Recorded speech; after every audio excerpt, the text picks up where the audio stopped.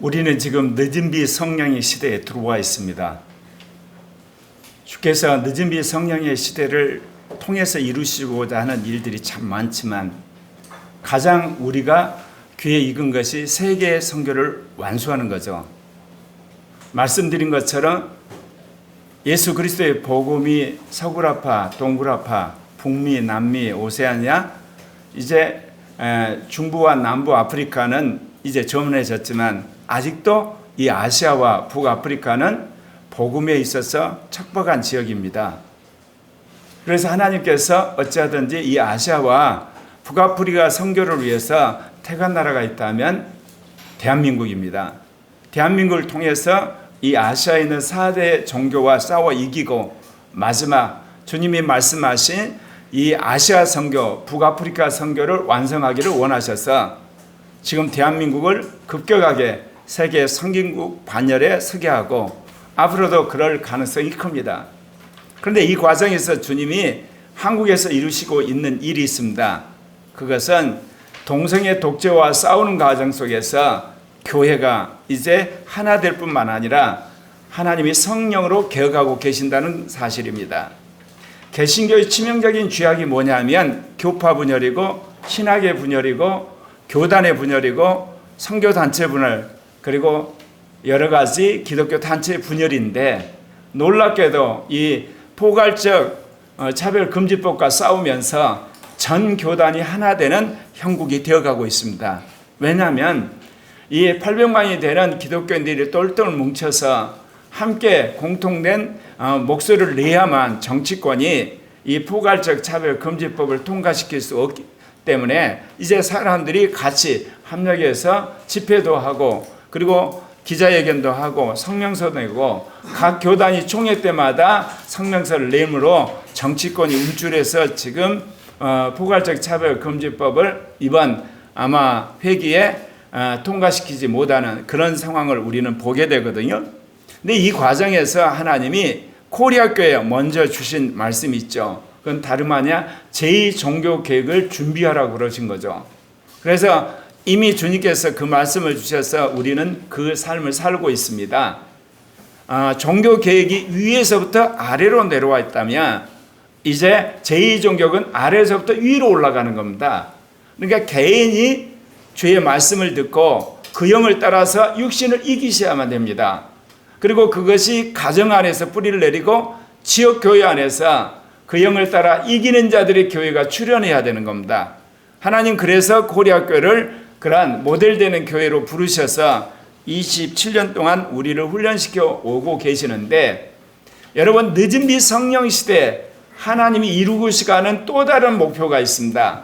그거는 계시록 7장에서 말하는 하나님의 종들인 14만 4천의 무리가 나라와 족속과 백성과 방언에서 이게 무수히 일어나는 겁니다. 그러면 그들이 왜 중요하냐? 그것은 창세전에 그리스도 안에서 예정하신 하나님의 뜻을 이루는 거룩하고 흠이 없는 무리들이기 때문에 그렇습니다. 에베소 1장 4절 5절에 보게 되면 하나님께서 창세전에 그리스도 안에서 우리를 어떤 존재로 짓기로 작정을 하셨는가 명확히 나타납니다. 우리 같이 읽을까요? 읽겠습니다. 곧 창세전에 그리스도 안에서 우리를 택하사 우리로 사랑 안에서 그 앞에 거룩하고 흠이 없게 하시려고 그 기쁘신 뜻대로 우리를 예수 그리스도로 말미암아 자기의 아들들이 되게 하셨으니 여기 뭐 그리스도 안에서 우리를 택했다 그러죠. 아직 우리를 만들기 전인데 그런데 무슨 의도로 했냐? 거룩하고 흠이 없게. 그러니까 하나님의 뜻은 뭐냐면 인간이 거룩하고 흠이 없는 거예요. 그게 원래 하나님이 인간을 만드신 뜻이랍니다. 하나님이 이러한 계획에 따라서 창세기에 보면 하나님이 하나님의 형상대로 우리의 모양대로 우리가 사람을 만들자 그래서 만드셨어요. 그래서 창세기 1장 26절에 보면 하나님이 이르시되 우리의 형상대로 우리의 모양대로 우리가 사람을 만들고 그들로 바다의 물고기와 하늘의 새와 가축과 온 땅과 온 땅에 기는 모든 것을 다스리게 하자 그렇게 하셨잖아요. 여기서 보면 우리의 형상대로, 우리의 모양대로. 그러면 하나님의 형상과 하나님 모양이 누굴까요? 그리스도세요. 이 하나님이 그리스도를 따라서 우리를 지었어요. 그래서 우리의 원판이 그리스도세요. 그래서 그리스도가 온 우주 만물의 창조에 참여하시는 그야말로 주님이 되시고, 우리는 공동의 다스린 자가 되어서 우주 만물을 다스리는 거룩하고 흠없는 자로 주님이 예정을 하셨어요. 그러나 여러분이 아는 것처럼 이러한 하나님의 계획이 무산되어 버렸습니다. 그래서 인류에게 이렇듯 거룩하고 흠없는 자가 될 기회를 주셨습니다. 그래서 인류에게 찾아온 첫 번째 기회입니다. 그것은 생명나무의 열매냐, 선악을 알게 하는 나무의 열매냐. 그러니까 인류에게 주님께서 이제 첫 번째 준 기회가 있는데, 그 기회는 동산 중앙에 생명나무가 있고 선악을 알게 하는 나무의 열매가 있는데, 우리가 믿음으로 생명나무 열매를 맺게 되면 우리가 영생할 뿐만 아니라 거룩하고 흠없는 자가 이제 될 수 있는 기회가 됐던 거죠. 그러나 선악을 알게 하는 나무를 먹게 되면 하나님이 반드시 죽는다고 말씀하셨어요. 그런데 사단이 이 하나님의 이러한 계획을 알고 방해하기 위해서 에덴 동산에 나타났습니다. 하와에게 뭐라고 그러냐면, 하나님이 동산의 모든 나무 열매를 먹지 말라 하더냐. 그렇게 이야기하니까 하와가 뭐라고 그러냐면, 동산 안에 있는 나무의 열매는 너희가 만지지도 말고 그 다음에 또 너희가 먹지도 말라, 그렇게 말했다는 거예요. 그러면서 너희가 죽을까 하노라. 이게 사단이 말하는, 아니야, 죽지 않아, 그렇게 이야기합니다. 이 말에 결국은 하와가 속아서 선악을 알게 한 나무를 먹게 되므로 우리에게 죄가 들어오게 되고 사망이 오게 되고, 그리고 이제 우리는 사단의 노예가 되고 육신이 되어버린 것입니다. 그래서 사도 바울이 로마서 5장 12절에 이런 이야기합니다. 그러므로 한 사람으로 말미암아 죄가 세상에 들어왔고 죄로 말미암아 이제 사망이 들어왔어요. 이와 같이 모든 사람이 죄를 지었으므로 사망이 모든 사람이 이르렀느니라. 그래서 여러분 태어날 때부터 여러분의 사망이 따라다녀요. 그래서 태어난 지 얼마 안 돼서 아이가 죽잖아요. 어떤 사람은 100세가 돼서 죽지만 결국은 죽어요. 왜 그러냐면 인간은 태어날 때 이 원죄를 가지고 태어났기 때문에 사망이 계속 따라오는 겁니다. 이러한 인간을 구원하기 위해서 인간이 타락하자마자 하나님이 약속을 하셨죠. 여자의 후손이 사단의 머리를 상하게 할 것이다. 사단은 그의 발꿈치를 상하게 할 것이라 예언을 하셨잖아요. 여자의 후손이 누구일까요? 훗날 밝혀졌죠. 마리아의 태에서 태어난 예수 그리스도십니다. 근데 이 여자의 후손이 오시는 데 있어서는 믿음의 사람들이 필요했던 거예요. 그래서 주님께서 특별히 아브라함의 가문을 택하시잖아요.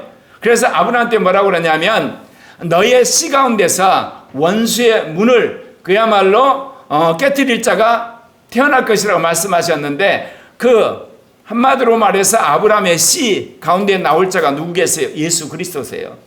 그래서 예수 그리스도를 이제 예언을 하셨는데, 하나님께서 이사야 선지자를 통해서 바로 여자의 후손이자 아브라함의 씨라고 할 수 있는 그분이 고난받는 종으로 오신다고 예언을 합니다.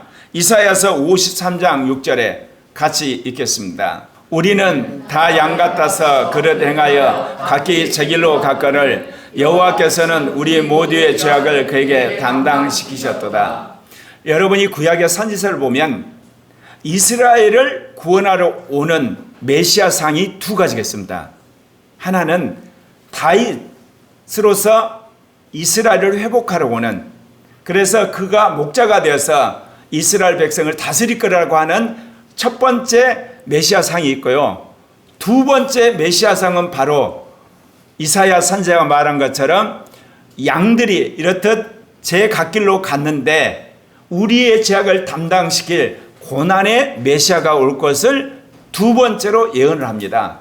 그러니까 이스라엘 백성이 지금 나라가 망해가는데 하나님이 이스라엘을 해방할 메시아를 예언하는데 두 가지가 예언됐다는 거죠. 하나는 다윗처럼 강력한 힘을 가진 메시아가 와서 이스라엘을 해방시켜서 그야말로 살기 좋은 낙원을 만들 거라는 예언을 하고, 또 한쪽에서는 뭐냐, 고난받는 종이 와서 우리의 모든 죄악을 담당할 것이란 그런 예언을 했어요. 그러나 예수님이 오셨을 때 이스라엘 백성은 어느 쪽을 선호했겠어요? 당연히 다윗처럼 강력한 힘을 가진 메시아가 나타나서 이스라엘을 이제 해방시키고 낙원을 이룰 것이라는 것을 믿었댔죠. 그래서 예수님이 갈릴리 바다에 나타나셔서 회개하라, 천국이 가까웠느니라 그랬을 때 모든 이스라엘 백성들은 예수님을 다윗과 같은 이스라엘을 해방할 수 있는 그런 메시아로 알았던 거예요. 그러나 여러분이 아는 것처럼 이 땅에 오신 초림주는 다윗과 같은 강력한 힘을 가진 메시아로 오신 것이 아니라 우리 죄를 담당하기 위한 고난받는 어린 양으로 오신 것입니다. 그래서 이제 우리 인류에게는 두 번째 기회가 주어졌습니다. 그것은 내가 지은 죄, 그로 말미암은 사망, 그렇동안 이제 마귀의 종노릇 하는 것, 이러한 인생에서 모든 고통과 인생의 슬픔을 이제 해결해 줄 예수 그리스도, 그분을 믿을 건가, 아니면 예수 그리스도를 거부할 것인가, 인류에게 두 번째 기회가 온 것입니다. 인간이 아담의 원죄로 말미암아 말씀드린 것처럼 사망이 와버렸고, 그래서 마귀의 종노릇하게 되었고 육신이 되어서 결국은 태어나서 한 번은 장례를 치러야 되는, 참 어떻게 보면 슬픈 인생을 살게 되는데, 이렇게 어떻게 보면 마귀의 종노릇한 우리에게 영생하는 길을 주셨는데, 그건 다름 아니라 예수 그리스도를 믿음으로 말미암아 죄도 씻고 사망에서 벗어나게 되고 육신도 벗어나고, 그래서 이제는 우리가 영생하는 길을 마련하셨다는 겁니다. 그래서 고린도전서 1장 18절에 사도 바울이 둘 중에 하나를 택하라 그러는 거죠. 함께 읽겠습니다. 십자가의 도가 멸망하는 자에게는 미련한 것이요 구원을 받는 우리에게는 하나님의 능력이라. 여러분, 첫 번째 기회에서는 동산 중앙에 있는 생명나무의 열매를 먹을 것인가, 아니면 선악을 알게 하는 나무의 열매를 먹을 것이냐, 이것이냐 저것이냐, 둘 중에 하나를 선택하는 겁니다. 그러나 두 번째 기회는 그게 아닙니다. 십자가에 준 예수 그리스도를 믿을래 말래, 그겁니다. 예수 그리스도를 믿으면 죄사함을 받게 되고 성령이 오시게 되고, 그래서 우리가 나중에 둘째 사망에서 벗어나게 되고 우리가 영생을 하게 되고, 그리고 또한 마귀에게서 벗어나서 하나님과 영원히 사는 기회가 주어지는지만, 예수 그리스도를 거부를 하게 되면 그대로 그 죽음과 사망과 마귀와 멸망에 놓여 있다가 결국 둘째 사망, 지옥불로 들어간다, 그 이야기입니다. 그래서 둘째 기회는 아주 독특합니다. 예수를 믿을래 말래입니다. 그러니까 둘 중에 하나를 선택하는 게 아니라 하나를 놓고 믿을 건가 말 건가 결단하라, 그 이야기입니다. 그래서 우리가 전도를 할 때 그러잖아. 주 예수를 믿으라, 그리하면 너와 내 집이 구원을 받을 거라, 그 이야기잖아요. 그러면 거꾸로 주 예수를 믿으라, 너희가 예수를 믿지 않으면 너희는 멸망한다, 그 말하고 똑같습니다. 예. 그래서 이제 에베소 2장 8절에 그러면 예수를 어떻게 믿을 거냐, 교회가 성금하자는 이야기냐, 예배 열심히 드려야 된다는 거냐, 좋은 일 많이 해야 된다는 거냐, 성경에 있는 모든 지식들을 습득해야 되느냐, 거기서 출발한 게 아니에요. 예수님이 나를 위해서 십자가에 죽고 부활했다는 복음을 믿으라는 거예요. 그것도 마음으로 믿는 거예요. 그래서 유명한 에베소 2장 8절 말씀 우리 같이 읽겠습니다. 시작. 너희는 그 은혜에 의하여 믿음으로 말미암아 구원을 받았으니 이것은 너희에게서 난 것이요 아니요 하나님의 선물이라. 그래서 여러분, 구원받는 길은 아주 간단하고 쉬워요. 예수님이 나를 위해서 죽고 부활했다는 거, 내 죄를 내가 해결할 수가 없어요. 인간은 자기 죄 때문에 이 땅에서 죽어야 되고 마지막에 둘째 사망으로 들어가야 돼요. 그런데 내 죄값을 의인 되신 예수가 와서 대신 십자가에서 짐으로 말미암아 내 죄값을 당신이 치러버렸어요. 그것만 믿게 되면 내 모든 죄가 씻어지게 되고 그리고 거룩게 되고 의롭게 된다, 그 이야기입니다. 그렇기 때문에 예수를 믿는 것은 여러분이 죄인이라는 걸 인정하고 예수 그리스도가 나의 구주라는 것, 나의 하나님이라는 것만 마음으로 받아들이면 됩니다. 그러면 여러분, 그 받아들이기 위해서 무슨 변화가 있냐? 여러분 안에 성령이 들어오시는 거예요. 성령이 들어오심으로 이제 여러분 인생은 180도 바뀌는 겁니다. 말하자면 천국이 하늘에 있는데 그 천국이 성령 안에서 여러분의 마음에 들어온 거죠. 그와 동시에 여러분 죽었던 영도 살아나게 되는 겁니다. 그런데 이렇듯 예수 그리스도를 통해서 우리를 죄로부터, 사망으로부터, 마귀로부터, 영원한 멸망으로부터 우리를 구원하신 하나님의 뜻이 있다, 그 이야기입니다. 그건 뭘까요? 아까 말씀드렸죠. 창세 전에 하나님께서 그리스도를 통해서 우리를 예정할 때 거룩하고 흠없는 자로 세우기 위함이라고 그랬잖아요. 바로 저 말씀. 이제 예수 그리스도를 통해서 우리를 화목케 하시고 우리를 이제 의롭다 하셨잖아요. 다시금 예수 그리스도 안에서 하나님은 우리를 거룩하고 흠없는 자로 만드시려고 작정하신 거예요. 그게 골로새서 1장 21절과 22절에 나옵니다. 천천히 읽겠습니다. 시작. 전에 악한 행실로 멀리 떠나 마음으로 원수가 되었던 너희를 이제는 그의 육체의 죽음으로 말미암아 화목하게 하사 너희를 거룩하고 흠없고 책망할 것이 없는 자로 그 앞에 세우고자 하셨으니. 사랑하는 형제 자매 여러분 예수 믿는 목적이 처음에 뭐였나요? 죄로부터, 죽음으로부터, 사망으로부터, 마귀로부터, 육신으로부터, 이 땅의 고통으로부터, 가난으로부터, 그리고 여러분 인생의 외로움으로부터 해방되기 위해서 예수 믿었잖아요. 그런데 여러분을 구원하신 하나님의 목적은 한 단계 더 뛰어넘는 겁니다. 여러분을 거룩하고 흠없는 자로 세우시는 겁니다. 그래서 우리 안에 성령이 오신 거고 주님이 오셔서 여러분의 영을 거듭나게 하신 거예요. 왜냐? 하나님이 원래 인간을 만들 때 의도가 뭐냐? 그리스도를 닮는 거룩하고 흠없는 자를 만드는 것이었기 때문에 이제 예수를 믿었기 때문에 그 예수를 닮아서 예수처럼 거룩하고 흠없고 책망할 것이 없는 사람을 만드는 것이 주님의 뜻이세요. 그러니까 우리 안에 오신 성령은 무슨 일을 하시냐? 예수 같은 인간을 만드는 거예요. 여러분 이것이 여러분 마음의 소원이 되십니까? 그러지 않은 분은 회개하셔야 됩니다. 우리는 예수를 믿고 나서 우리의 삶의 가치관이 바뀌어야 돼요.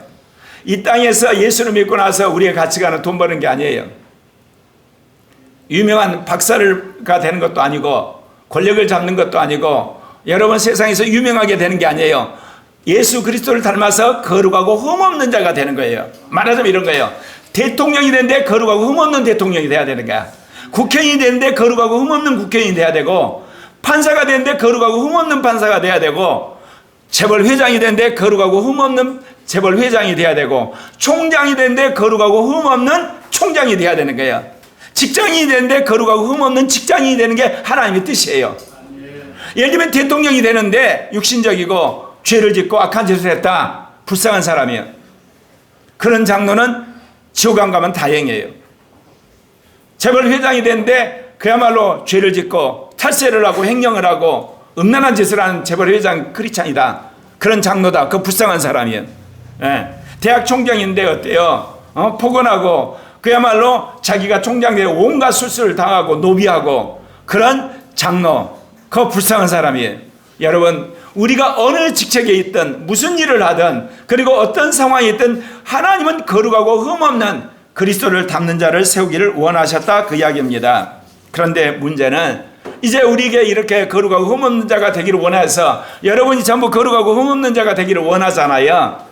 그런데 어떤 일이 벌어지냐? 로마서 6장 19절에 너희 육신이 연약함으로 내가 사람의 예대로 말하노니 전에 너희가 너희 지체를 부정과 불법에 들여 불법에 이른 것 같이 이제는 너희 지체를 의에게 종으로 들여 거룩함에 이르라. 이 말씀을 예수 믿는 사람들은 성경을 통해서 성령을 통해서 또 목회자를 통해서 여러분이 이제 도전을 받아요. 이제는 내가 술도 끊고 담배도 끊고 음란한 것도 끊고 사기하는 것도 끊고 거짓말도 끊고 그 다음에 남을 위해서 포근하는 걸 끊고 그 다음에 터프하게 말하는 거 그 모든 것들을 끊고 이제는 내가 의에게 종이 되므로 거룩한 자가 되었다 마음을 먹었어요. 그래서 이제 여러분이 그렇게 살려고 작정을 했는데 로마서 7장 5절에 이른 것처럼 이게 실패로 돌아간다 그 이야기입니다. 왜냐? 우리가 육신에 있게 되면 율법으로 말미암아 우리 안에 죄의 정욕이 더 올라와요. 더 올라가지고 결국은 우리 지체 가운데 역사를 해가지고 우리로 하여금 사망을 위해서 열매 곧 죄들을 짓고 마는 거예요.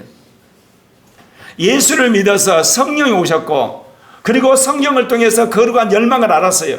아, 그리스도를 닮는 거룩한 자가 되고 흠없는 자가 되고 내가 이제 진실한 자가 돼야 되겠다. 그래서 마음 먹고 여러분이 신앙생활 잘하려고 작정을 했단 말입니다. 이제 여러분이 지었던 고질적인 죄악들 다 끊으려고 하는데 여러분이 시도하려고 하면 얼마 안 돼서 뒤집어지는 거야, 다시. 그래서 어떻게 보면 더 심한 죄를 지어버리는 거야. 그럴 때 여러분 안에서 낙심이 오시죠. 좌절이 오잖아요. 여러분 안에서 정말 포기하고 싶은 마음이 오잖아요. 그게 정상인 거예요. 잘 들으세요. 그거 정상이에요. 그런데 그 다음이 중요한 거예요. 그때 여러분이 뭐를 인정해야 되냐? 내가 육신이다. 내가 악하다. 내가 정말 죄인이다. 이런 사람을 예수님이 구원해 주셨구나. 정말 나는 죄의 덩어리란 걸 인정을 하셔야 돼요.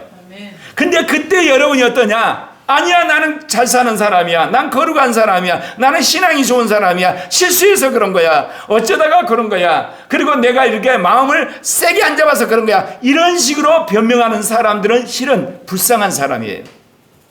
자기 꼬라지를 모르는 거예요. 우리는 마귀의 종들이고 육신이요. 우리 안에는 여전히 원죄가 있어요. 옛사람이 있어요. 그렇기 때문에 여러분이 거룩하게 살려고 하면 마귀가 기다렸다 여러분을 엎어버리는 거예요. 곧 내가 육신의 연약함을 아셔야만 되는 거예요. 여러분, 여러분이 정말 죽으셔야 돼요. 예. 정말 나는 죄의 덩어리고 나는 마귀의 두목이었고 나는 정말 악한 자였다는 걸 인정을 하셔야 돼요. 그 다음에요, 남을 긍휼히 여기셔야 돼요. 불쌍히 여기셔야 돼요. 그리고 남을 정말 이해해 주셔야 돼요. 내가 그랬으니까 너도 그럴 것이다. 그게 정말 중요한 겁니다. 그러려고 여러분 인생 가운데 수없이 실패가 있는 거예요. 수없이 좌절이 있고 수없이 여러분 눈물을 어리는 그런 상황이 있는 거예요. 그런데 여러분은 이를 악물고 기어이 그거를 여러분이 힘으로 이겨내려고 그래요. 거룩하게 살려고 그러고 여러분 실력을 높여가지고 자기가 똑똑한 거 알려주려고 그러고 자기는 괜찮다는 사람을 변명하려고 그러고 자꾸 그러잖아요. 그러면 여러분 골병이 들어요. 어떻게 골병이 드냐? 위선자가 되든지. 위선자가 되죠. 예, 사람들한테 거룩한 척을 해야 되니까. 또 하나는 캐세라고 자포자기 하든지. 둘 다 멸망의 길로 가는 거예요. 위선자도 망해요. 그리고 자기를 포기한 사람도 망해요. 그러면 사는 길은 뭐라고요? 내가 악하다는 걸 인정하시면 된다니까요. 내가 육신적이라는 걸 인정하시면 돼요. 내가 못났다고 인정하면 돼요. 나는 꼴찌란 걸 인정해야 되는데 그게 너무너무 힘들어요. 왜 그러냐면 사람은 뭔가 자기를 드러내야 되잖아. 자랑할 게 있어야 되잖아. 그리고 뭔가 사람들한테 자기를 드러내야 되잖아. 근데 드러낼 것도 없고 자랑할 것도 없고 그 다음에 뽐낼 것도 없고 나는 그저 죄덩어리고 나는 악하고 무능하다. 이것을 받아들이는 게 얼마나 여러분 힘들겠습니까? 근데 여러분이 그걸 이겨내야 돼. 마귀한테 속으시면 안 돼요. 거꾸로. 예.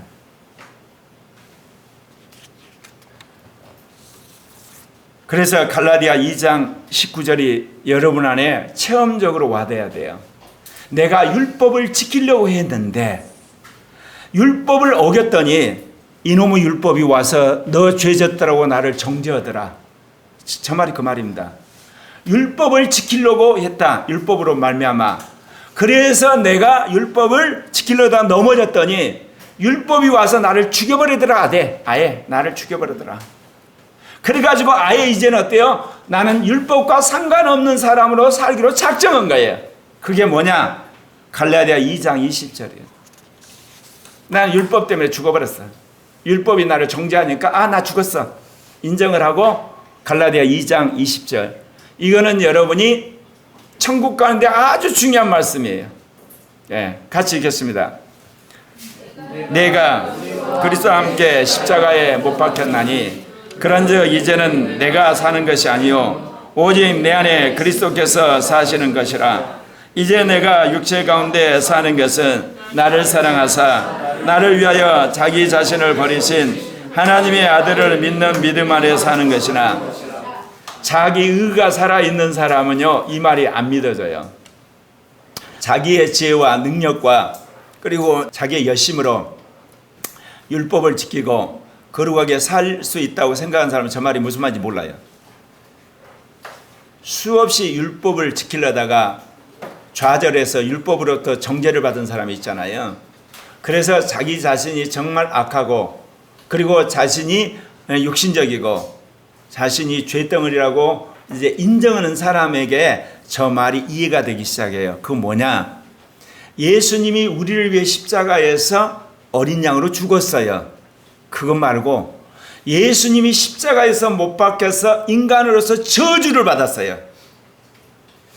십자가의 의미가 두 가지가 있어요. 하나는 우리 죄값 대신에 대신 피 흘려 죽은 게 있고요.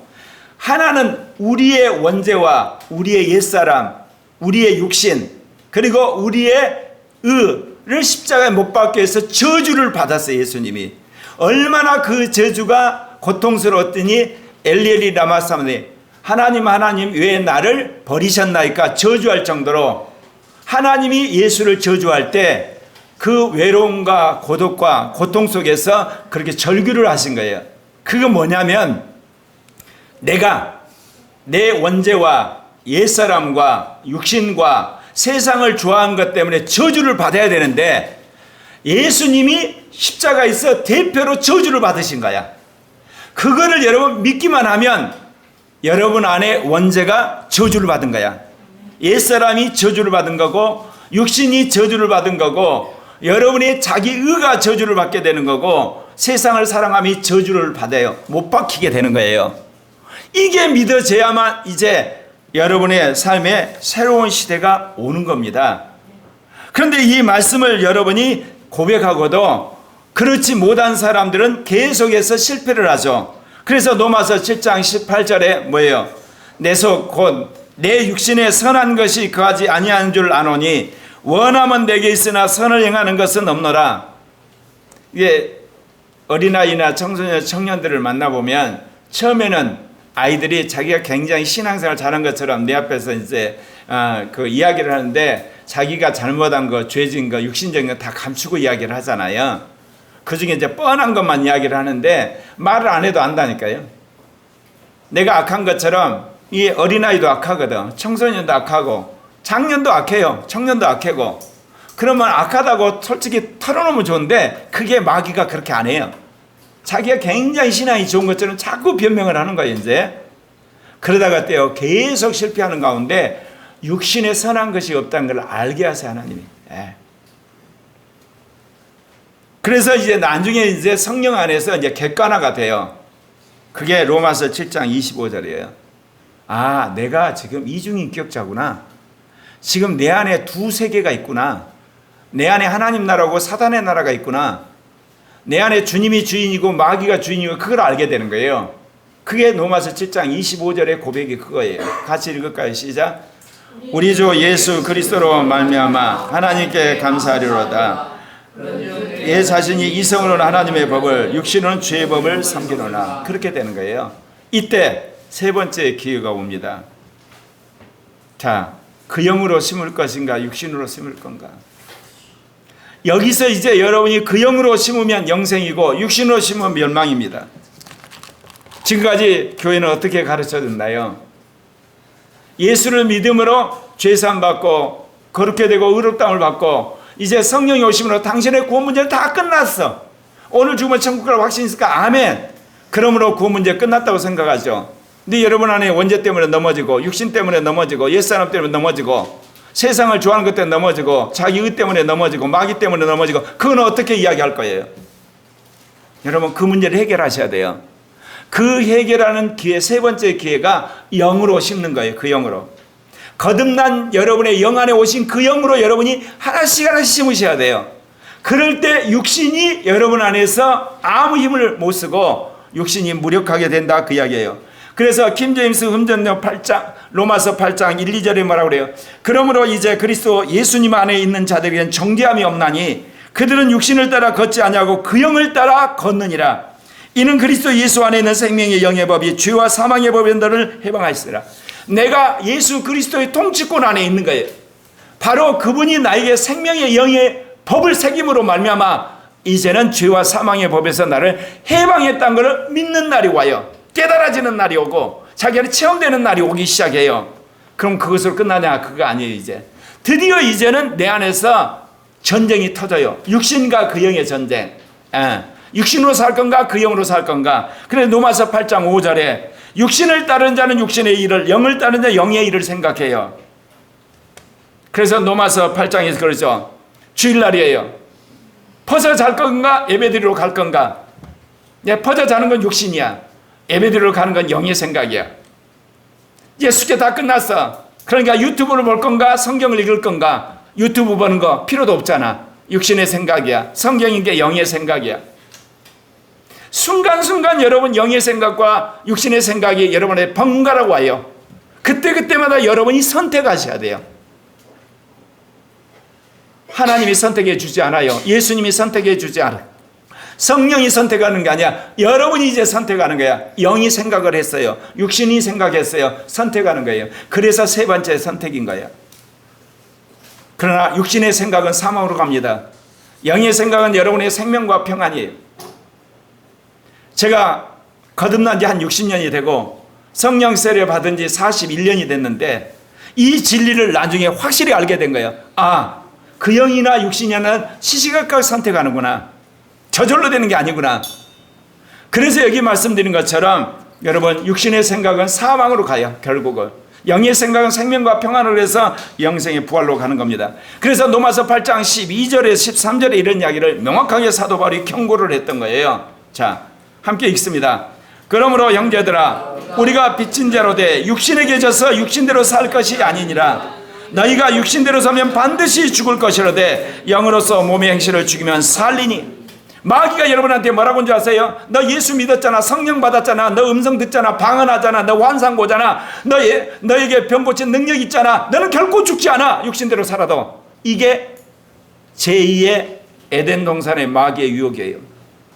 과감히 여러분 떨쳐야 돼요. 육신이면 죽는다. 나는 영을 택할 것이다.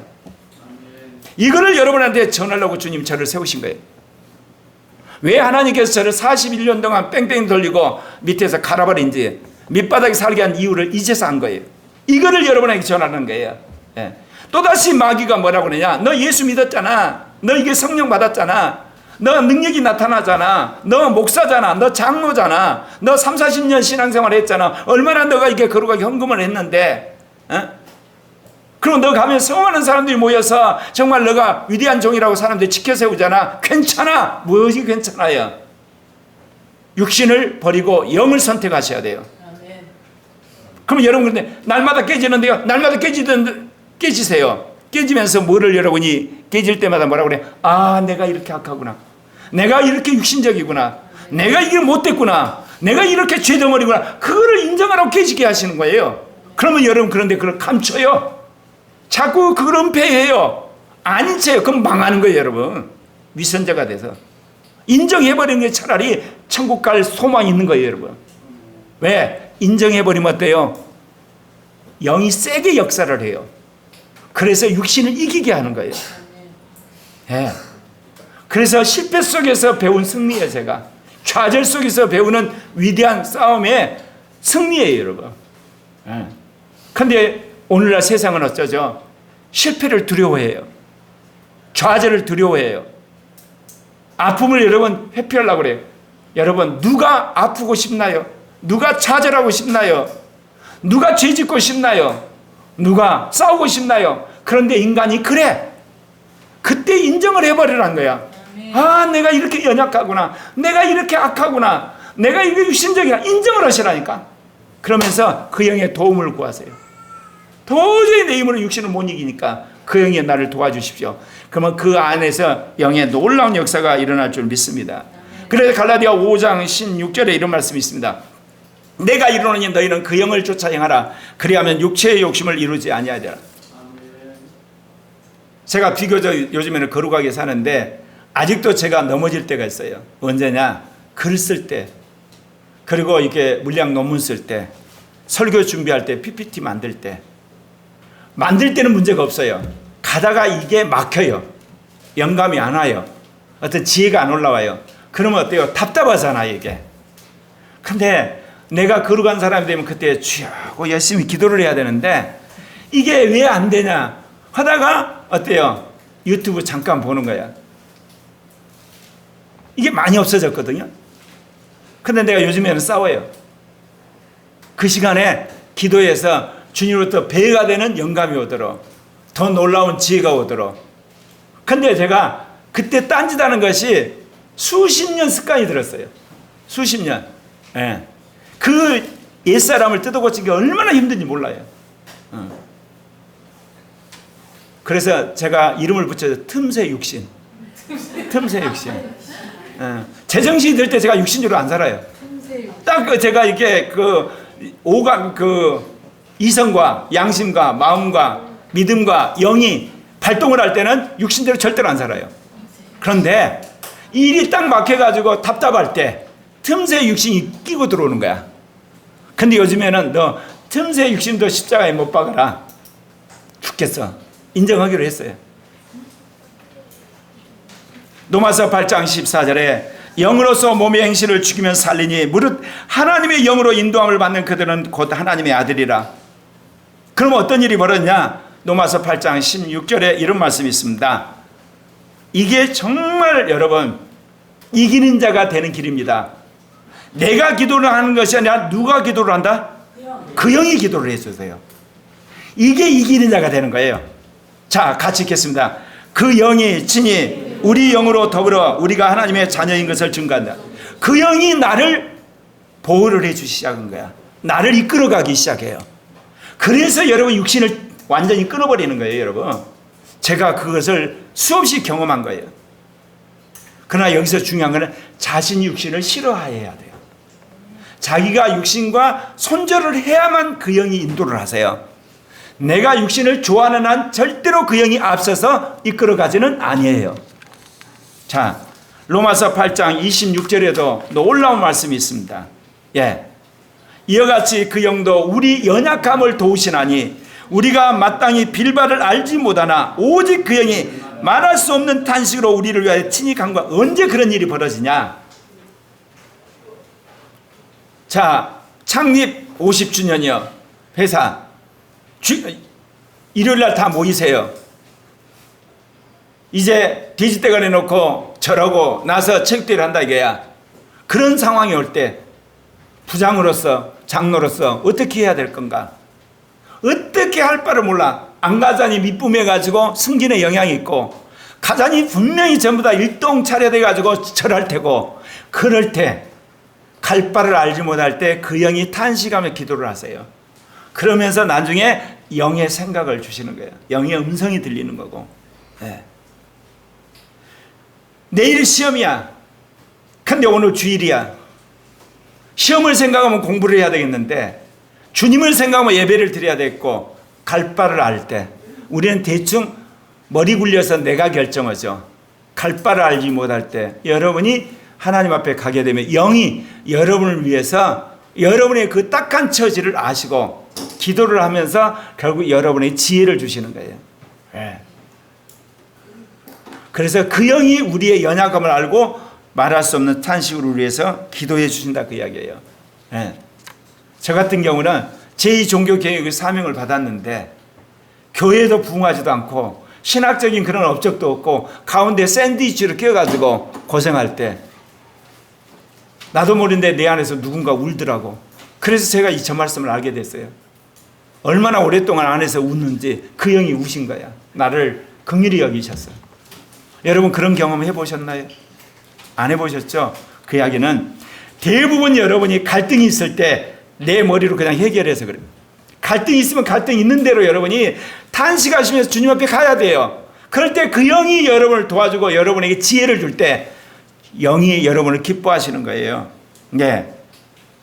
로마서 8장 27절에 마음을 감찰하시는 이가 그 영의 생각을 아시나니 이는 그 영이 하나님 뜻대로 성도를 위하여 간구하심이라. 이렇게 되는 거예요. 거룩한 성도. 이게 바로 이기는 자가 되는 겁니다. 그 영이 여러분을 위해서 기도하게 될 때 여러분은 이기는 자가 된 증거예요. 왜냐하면 어떤 상황 속에서도 그 영이 여러분을 피할 길을 주세요. 여러분을 지켜주세요. 여러분을 보호해 주세요. 정 안 되면 여러분을 하나님 나라로 데리고 가세요. 왜냐? 너무나 핍박이 심하니까 그 사람이 도저히 감당하지 못하는 어마어마한, 한마디로 말해 폭력과 탄압과, 예를 들면 고문이 기다린다. 그냥 주님이 데려가세요. 그래서 여러분 지옥 갈 걱정할 필요가 없는 거예요. 그 영이 성도를 위해서 강구하기 때문에 이게 바로 이기는 자의 표상입니다. 그래서 로마서 8장 33절에 뭐라고 했습니까? 누가 능히 하나님께서 택하신 자들을 고발하려 의롭다 하시는 이는 하나님이시니 그 영이 중보하는 사람을 택한 자라 그래요. 그 영이 지켜주는 사람을 택하는 자라 그런 거예요. 로마서 8장 34절에도 그래요. 누가 정죄하려 죽으실 뿐 아니라 다시 살아나신 이는 그리스도 예수시니 그는 하나님 우편에 계신 자요 우리를 위해 강구하시는 자다. 여러분을 위해서 강구하는 자 예수 그리스도가 보좌 우편에 계세요. 그 영이 여러분을 위해서 기도하죠. 하나님이 여러분을 택한 자로 지키시죠. 예수 그리스도가 여러분을 위해서 중보하는데 여러분이 어찌 지옥에 가겠습니까?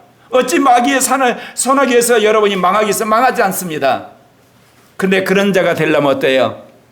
육신이냐 그 영이나, 그럴 때 여러분 단호하게 여러분 그 영을 택하셔야 돼요. 육신의 생각이냐 영의 생각이냐, 영의 생각 택하셔야 돼요. 그런데 처음부터 되지 않아요. 택했다가 다시 이쪽으로 갈 수 있어요. 그 수없는 반복과 실패, 좌절 속에서 그때 어떻게 하라고요? 내가 얼마나 육신적이냐, 얼마나 악하냐, 내가 얼마나 죄인의 개수냐, 내가 얼마나 못된 년이고 못된 놈인가를 인정하시라고.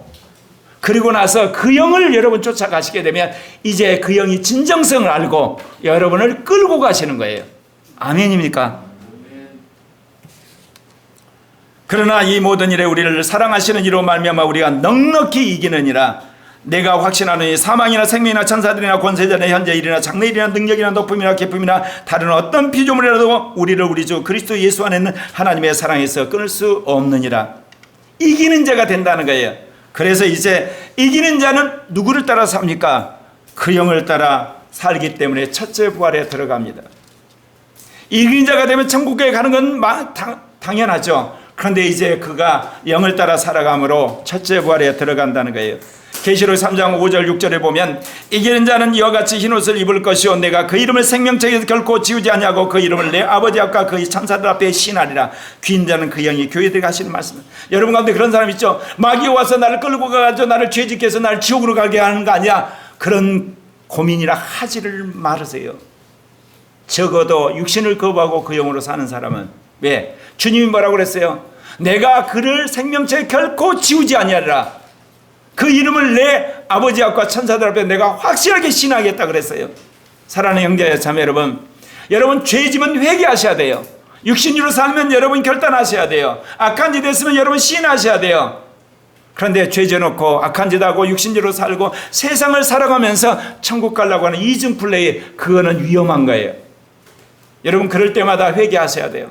아, 내가 죄졌습니다. 내가 악한 짓 했습니다. 육신적으로 살았습니다. 내가 못됐습니다. 자기 의를 드러냈습니다. 회개합니다. 나를 도와주세요. 내가 영을 따라 살겠습니다. 하나님 나라를 위해 살겠습니다. 믿음으로 살겠습니다. 나는 정말 주님이 주신 능력으로 살겠습니다. 그렇게 하면 주님이 여러분 도와주신다 그 이야기예요. 고민하지 말고, 여러분 자책하지 말고, 낙심하지 말고, 좌절하지 말고, 여러분 자학하지 말고, 열등감 빠져있지 말고 회개하고 주님 앞에 가는 여러분 되시길 바랍니다. 그럴 때 로마서 14장 7절 8절 중에 이런 이야기예요.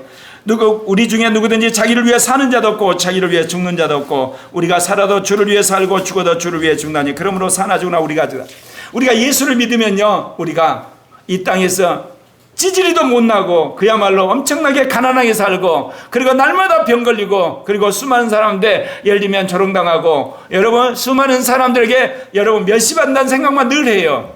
여러분 대한민국에서 그런 경우는 거의 오지 않아요. 하나님이 여러분들을 통해서 세상에 빛이 되고 소금이 되기를 원하세요. 대한민국이 왜 문제나요? 잘 살아서 문제잖아요. 민주화가 돼서 문제잖아요. 지식이 많아서 문제잖아요. 인기를 쫓아서 문제잖아요. 그럴 때 하나님이 이 땅의 크리스찬들을 어떻게 훈련시키시겠어요? 그러면 우리를 못 살게 하실까요? 아니면 이름 없는 사람 만드실까요? 여러분들을 무식하게 만들까요? 안 그러세요. 똑똑한데 거룩한 거야. 돈이 많은데 거룩한 거야. 정말 권력이 있는데 정말 거룩한 거야. 정말 인기가 있는데 사람이 거룩한 거야. 그런 사람 만들기를 원하시는 거예요. 그러니까 우리 어린아이들, 청소년, 청년 제발 마귀가 주는 생각하지 마세요. 예. 남보다 똑똑한데 더 거룩한 거, 남보다 돈을 많이 벌었는데 더 거룩한 거, 진실한 거, 그런 사람을 만들기를 원하셔서 저렇게도 사람이 살 수 있는 거라 사람들이 탐복을 하는데, 근데 그 과정은 어때요? 내가 얼마나 악한지를 알아야 돼요. 얼마나 무식한지를 알아야 돼요. 내가 얼마나 연약한지를 알아야 돼요. 내가 얼마나 바보인지를 알아야만 하나님이 그런 탁월한 사람을 만든다는 거예요. 그런 거룩한 사람을 만들고 그런 진실함을 하는 사람은 역설적인 이야기입니다. 골로새 3장 9절 10절에 너희가 서로 거짓말을 하지 말라. 옛사람과 그 행위를 벗어버리고 새사람을 입었으니 이는 자기를 창조하신 이의 형상을 따라 지식에까지 새로워지라고 이야기하는 거예요. 그래서 가장 앞서간 지식, 가장 혁신적인 지식, 가장 창조적인 지식을 여러분이 가지셔야 돼요. 그렇게 하나님 하시기를 원해요. 또한 갈라디아 5장 25절 26절에 만일 우리가 그 영으로 살면 그 영으로 행할지니 헛된 영광을 구하여 서로 노역해 하거나 서로 투기하지만 다른 사람을 섬기는 사람, 다른 사람을 도와주는 사람, 다른 사람에게 서빙하는 사람이 돼도 하나님 때가 되면 여러분을 높이세요. 왜냐? 어떤 일을 하려고 하는데 그 사람 외에는 그 사람이 없다는 거야. 당신이 하시오 하는 날이 온다니까요, 여러분. 그게 새로운 그리스도인, 영적으로 사는 그리스도인, 한국의 새로운 크리스찬을 주님이 만들기를 원하시는 거예요. 특별히 우리 어린아이들, 청소년, 청년들을, 장년들에게 말하고 싶어요. 하나님이 여러분을 정말 열심히 기도하고 열심히 예배드리고 그리고 열심히 성경 보고 열심히 큐티하는데 못 살게 하고 시험 떨어지고 그리고 좌절하고 고통당하니까 하나님이 내버려 두는 게 아니에요. 여러분의 연약함을 알게 하려고 한 거예요. 여러분이 얼마나 못된 걸 알게 한 거예요. 여러분이 얼마나 악한지를 알게 한 거예요. 여러분이 얼마나 육신적인 걸 알게 하기 위해서 하나님 그 연단의 기계를 갔는데, 그러면 인정을 해야 되는데 인정을 않고 여러분 머리 굴려서 어떻게든지 새끼밥 먹으려고 육신적인 방법 쓰면 더 망하는 거예요. 인정을 해버려요. 내가 놀아서 그렇구나. 내가 육신적이서 그렇구나. 내가 이게 시기질투해서 그렇구나. 내가 악한 죄 되고 내가 음란한 죄 되고 내가 이렇게 헛짓 많이 해서 그렇구나. 주여, 나는 연약한 자입니다. 인정하시라고. 인정. 그러면서 주님 나 좀 도와주세요. 나 좀 긍휼히 여겨주세요. 나는 집안도 안 좋고 나는 IQ도 없고 나는 이렇게 지금까지 펑펑 놀았고 나는 도대체 믿을 거 하나도 없습니다. 그 영이여 나를 도와주시오. 그럴 때 알았다. 너 같은 애가 처음이구나. 하나님이 역사를 하시는 거예요. 이게 크리스찬의 삶이라는 거예요. 그래서 헛된 영광과 노엽게 하는 거 수기하지 말라 그러고 주님 말씀하시고, 그렇다면 이 땅에서 우리가 해야 될 건 뭐겠어요? 세상에 못 바뀌고 오직 하나님의 나라만을 위해 사는 사람이고 이제 서로 사랑하는 자가 돼야 되는 것 아니겠습니까? 그래서 로마서 12장 20절에 악에게 지지 말고 선으로 악을 이기는 사람이 되라는 거예요, 여러분. 우리 어린아이들, 청소년, 청년들에게 말하고 싶어요. 악과 타협하지 말고 선으로 악을 이기는 사람이 돼야 돼요. 그러려면 어때요? 내가 악한 걸 알아야 돼요. 이게 역설적인 거예요. 내가 무력한 걸 알아야 돼요. 내가 무식한 걸 알아야 돼요. 그러면 주님이 여러분을 지혜롭게 만드세요. 여러분을 선하게 만드세요. 여러분을 거룩하게 만들어요. 여러분을 파워풀한 사람으로 만들어요. 여러분을 파워맨으로 만드신다는 거예요. 그래서 여러분이 삶 속에서 시험을 참고 오직 주님을 섬길 때 여러분의 생명의 멸류관이 주어지는 거고 주님이 여러분에게 인치는 겁니다. 계시록 7장 3절입니다. 같이 읽겠습니다. 이르되 우리가 우리의 하나님의 종들의 이마에 인치기까지 땅이나 바다나 나무들 해하지 말라. 하나님 종들이라는 게 목사를 말한 게 아니에요. 목사를 포함해서 장로, 집사, 평신도, 청소년, 청년, 장년 다 말하는 거예요. 근데 하나님 종들이라는 게 뭐예요? 하나님의 노예. 하나님이 하란 대로 한 거예요. 하나님이 오란 대로 오고 가란 대로 가고 이러란 대로 오고 그런 사람을 말해요. 자아가 죽어버린 사람, 육신을 못 박아버린 사람, 세상의 욕망의 십자가에 못 박인 사람, 그리고 옛사람이 죽어버린 사람, 그런 사람 하나님 쓰시는 거예요, 여러분. 여러분 시험에 떨어졌습니까? 무식한 거 인정하면 돼요. 여러분 아픕니까? 내가 연약한 거 인정하면 돼요. 여러분 이게 직장이 별벌이었습니까? 내가 능력이 없는 거 인정하면 돼요. 내가 죄를 맞았으니까 나는 원래 죄 때문에 인정하죠. 그 다음에 어때요? 주여, 나는 믿을 건 당신뿐이니 나 좀 도와주세요. 아멘. 특별히 그 영을 따라 사시게 되면 여러분 인생이 바뀌고 팔자가 바뀌고 여러분 운명이 바뀐다는 거예요. 나는 하나님의 종이라고 여러분을 인을 쳐요. 그러면 그 인을 친 사람들이 어떻게 되냐? 먼저 부활한다, 그 이야기입니다. 데살로니가 전서 14장 16절 17절 예. 같이 읽겠습니다. 주께서 호령과 천사장의 소리와 하나님의 나팔 소리로 치니 하늘로부터 강림하시리니 그리스도 안에서 죽은 자들이 먼저 일어나고 그 후에 우리 살아남은 자들도 그들과 함께 구름 속으로 끌어올려 공중에서 주를 영접하게 하시리니 그리하여 우리가 항상 함께 주와 함께 있으리라. 아무쪼록 예수 그리스도를 믿고 그 영을 따라 삶으로 이기는 자들이 되고 첫째 부활에 참여한 여러분 되시길 바랍니다. 기도하겠습니다.